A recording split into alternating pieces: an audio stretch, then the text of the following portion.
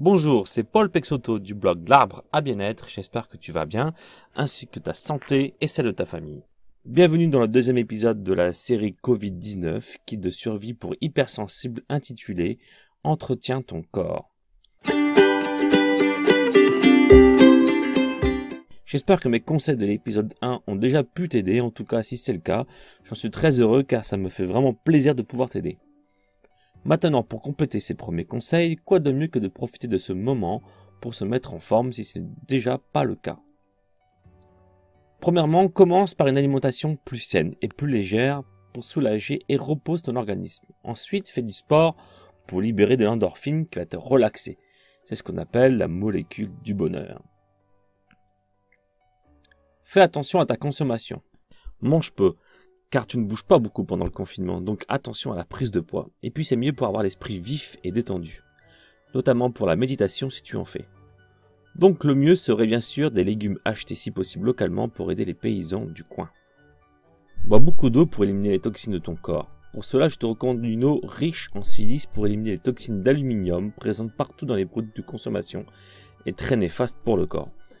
Des études montrent que les maladies d'Alzheimer et de Parkinson proviendraient de là. Je te laisse le soin de vérifier. En tout cas, c'est également très bon pour retrouver de l'agilité cérébrale. Limite l'alcool. Cependant, un petit plaisir de temps en temps ne fait pas de mal. Attention tout de même à ne pas tomber dans l'abus. Toutefois, si tu mets déjà en pratique mes conseils de l'épisode 1, tu ne devrais même pas avoir envie d'en consommer. Mange du chocolat noir pour te remonter le moral. Quelques petits carrés de chocolat, c'est aussi très bon pour la santé, et notamment le cerveau puisqu'il contient du magnésium, une substance relaxante proche de l'endorphine. Bref, c'est un super réconfortant pendant une période difficile, et je sais de quoi je parle.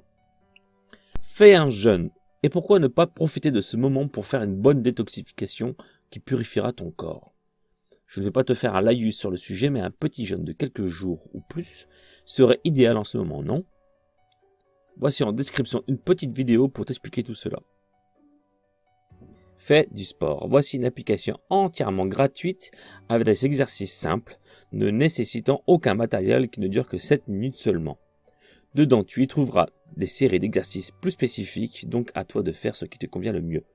7 minutes par jour, ce n'est pas la mer à boire, non ? Fais du yoga renforcé. Pourquoi ne pas lier relaxation et musculation ? Eh bien moi c'est ce que je préfère en ce moment et je peux te dire que c'est super efficace. Regarde le lien en description. Pratique le Falun Gong. Pour ceux qui ne veulent pas ou ne peuvent pas faire trop d'efforts physiques, je vous préconise ces exercices énergétiques chinois à mi-chemin entre le Tai Chi Chuan et le Qigong. Ce sont des exercices énergétiques basés sur 5 séries de mouvements simples qui reboosteront ta vitalité sans trop d'efforts et surtout te permettent d'apaiser le trop-plein d'émotions. Regarde le lien en description de la vidéo. Pratique en suivant ton intuition.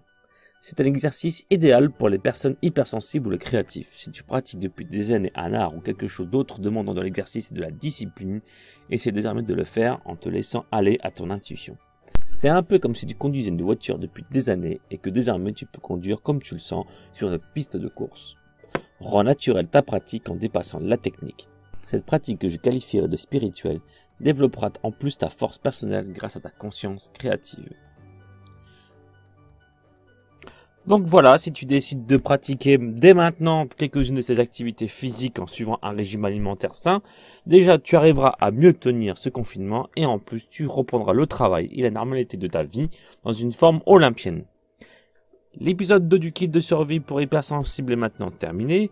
Alors s'il t'a plu, n'hésite pas à le partager autour de toi et n'hésite pas à me laisser un petit commentaire pour soit compléter ou échanger sur le sujet.